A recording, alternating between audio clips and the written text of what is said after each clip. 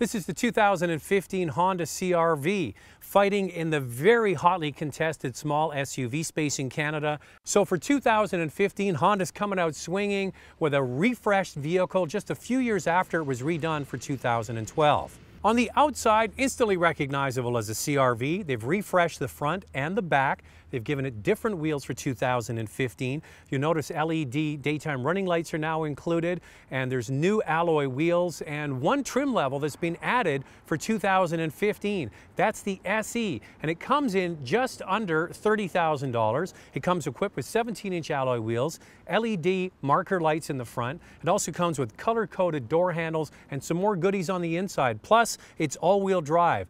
The one you see here is the top of range, and a big addition for this vehicle is the fact that it now comes standard with a power liftgate. Unfortunately, it's only available on the top trim levels.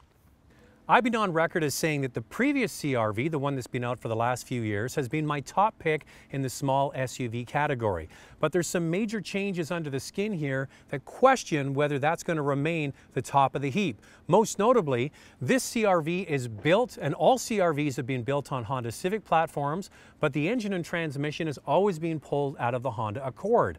Now, the Honda Accord got a major engine and transmission swap a couple of years ago, and you guessed it, they've dropped it into the CR-V. Inside, some refreshes as well. We'll walk through that, and then we'll try out the new engine and transmission. Okay, before I get into the updates for 2015, I want to run through why this has been my top pick in the small SUV space for the last few years. First and foremost, nicely equipped. The base model back in 2012, when the last model was introduced, came with a standard backup camera and standard heated seats. Now, heated seats are a big deal in Canada, so that really is a plus. There's plenty of room in the back seat. There's plenty of cargo space. Now, they've also reconfigured the rear of the cargo area because this new CR-V has a different rear suspension, which makes it bigger in the back.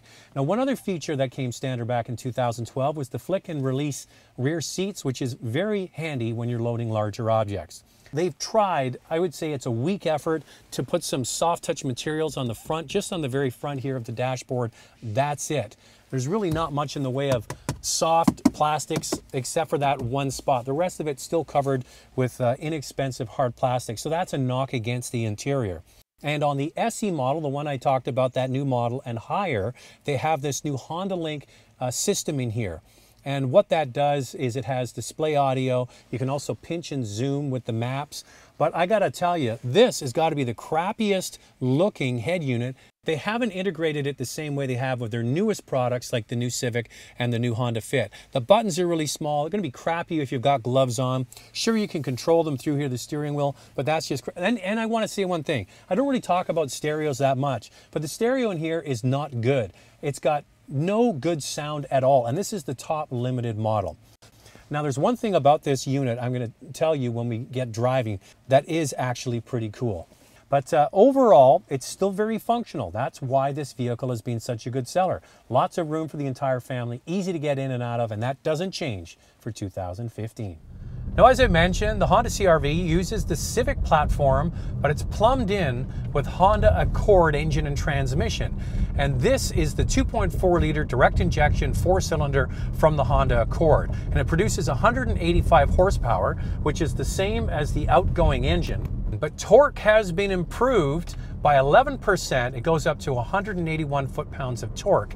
And that's a good thing because also included from the Honda Accord is the continuously variable transmission. Now, we're seeing a lot of this in the auto industry. It's done to improve fuel economy, but it doesn't give you the same driving dynamic. And that extra torque is definitely going to help utilizing this CVT to get it to drive the same way that the old one did. But does it?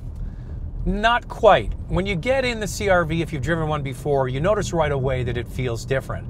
But I'm here to tell you, the more you drive the CR-V, the more you forget about the old 5-speed automatic, and you just settle into a relaxed pace with this vehicle. Now, they also borrowed from that Accord the suspension setup, McPherson strut front suspension, multi-link rear suspension, and it makes the car definitely feel very planted on the road. Plus, they added in sound deadening insulation, plus the CVT is quieter. It all comes together to make this very refined, actually, feeling compact crossover or SUV, whatever you want to call it.